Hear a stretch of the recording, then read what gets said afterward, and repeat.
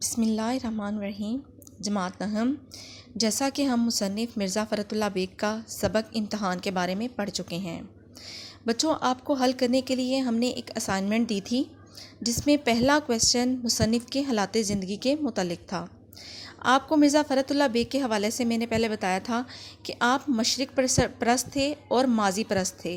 مطلب یہ ہے کہ آپ ہمیشہ آپ کی شاعری میں یہ دو چیزوں کی عکاسی نظر آتی ہے۔ اس کے ساتھ ساتھ جو ہے وہ آپ نے جو ہے دلی کی تہذیب کو بھی بہت اپنایا، تو آپ کی زبان، طرز و لہجہ جو ہے وہ سارا دلی پر مبنی ہے۔ چنانچہ ان کی تحریروں کا سب سے زیادہ جو ہے وہ جھلک ہمیں دلی کی نظر آتی ہے اور حقیقت پہ مبنی چیزوں کی نظر آتی ہے۔ مرزا صاحب کی زیادہ شہرت جو ہے ان کی مزاحیہ تحریریں ہیں اور ان کی ظرافت بہت نفیس قسم کی ہے۔ ان کے مضامین جو ہیں وہ کہکوں کا موقع تو ملتا ہے، البتہ کہکوں کے موقع کے ساتھ ساتھ ہمیں جو ہے پڑھنے والوں کو لطف اندوزی کے ساتھ ساتھ وہ ہمیں سبق بھی دے رہے ہوتے ہیں۔ اعلیٰ قسم کی مزاح نگاری کا کمال اور وصف ان کے ذات کی خاص خوبی ہے۔ طنز کا عنصر جو ہے وہ ان کی مزاج میں کم ہی نظر آتا ہے، لہٰذا وہ کوشش کرتے ہیں کہ بچوں کو سبق دیں اور ساتھ ان کو لطف اندوز بھی کریں کہ اس طرح کے کام کرنے سے ہمیں کس طرح فائدہ اور نقصان کا سامنا کرنا پڑتا ہے۔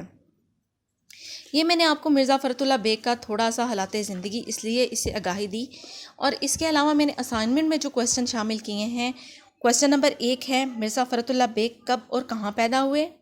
مرزا فرت اللہ بیگ 1883 میں دلی میں پیدا ہوئے۔ مرزا فرت اللہ بیگ نے BA کس کالج سے کیا؟ مرزا فرت اللہ بیگ نے سینٹ اسٹیفنس کالج دلی سے BA کیا تھا۔ مرزا فرت اللہ بیگ کس سن میں حیدرآباد دکن چلے آئے تھے؟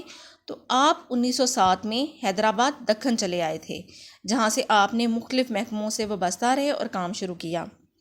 مرزا فرت اللہ بیگ کا طرز تحریر کا انداز کیسا تھا؟ تو آپ کا طرز تحریر کا انداز جو ہے وہ سادہ اور پر لطف تھا۔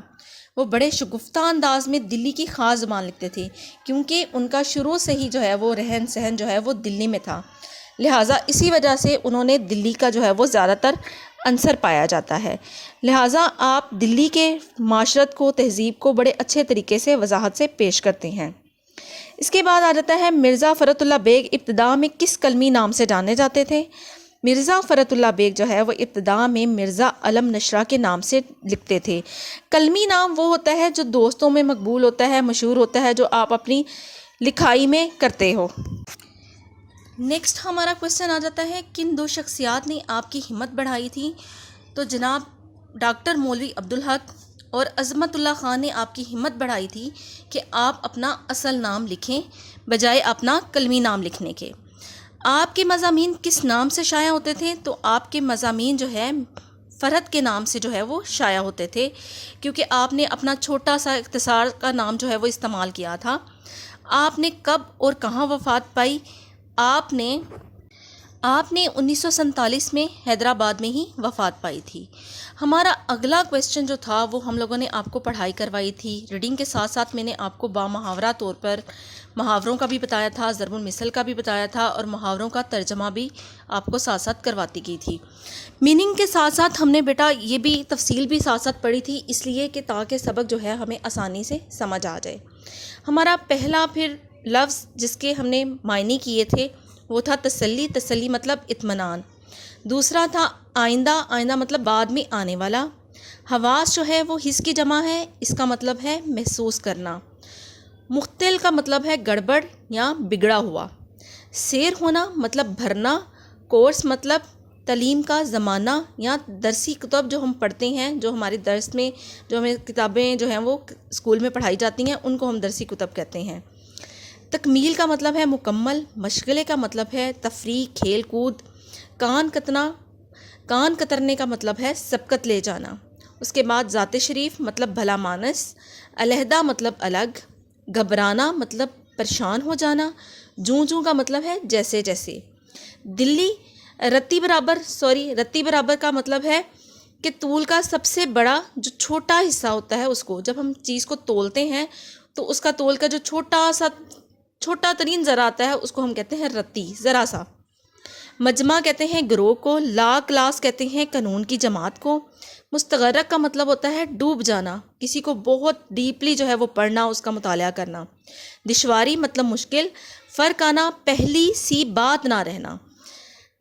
نیکسٹ ہے صداقت نامہ مطلب ثبوت کا خط، تقاضا کا مطلب ہے مطالبہ کرنا، گڑبڑ پریشانی کو کہتے ہیں، ہیلے جو ہے وہ بہانے کو کہتے ہیں، چال چلنا مطلب برتاؤ کرنا، دکھ کا مطلب ہوتا ہے تنگ آ جانا، خدا خدا کر کے مطلب مشکل سے کام ہونا، شبانہ روز کا مطلب ہے دن رات محنت، احتیاطاً مطلب احتیاط کے ساتھ، تدبیر کا مطلب ہے سوچ بچار، مختصر من چھوٹا سا، امداد غائبی کا مطلب ہے غائب کی طرف سے مطلب اللہ تعالیٰ کی طرف سے جو ہے وہ مدد ہو جانا، قدرت کی طرف سے مدد ہو جانا، الٹ پھیر کرنا مطلب آگے پیچھے کر دینا، اصطلاح کا مطلب ہے کسی لفظ کا خاص مفہوم مقرر کرنا، بظاہر سامنے سے۔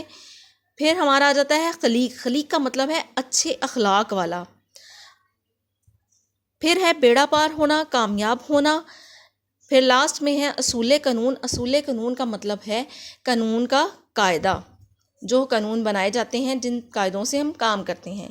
تاب کے مطلب کب تک، چپکایا چسپا کرنا، خلل خرابی، محویت خیال میں گم ہو جانا، سکہ بیٹھنا مطلب قبضہ جما لینا، تقدیر مطلب جو آپ کے مقدر نصیب میں لکھا ہوتا ہے اس کو کہتے ہیں، ہراساں ڈر جانا، شرکت شامل ہونا، اناد الموقع مطلب موقع کے مطابق، ہنس مکھ کا مطلب ہوتا ہے شگفتہ مزاج مطلب اچھے اخلاق والا، مفتہن کا مطلب ہے قانون بنانے والا۔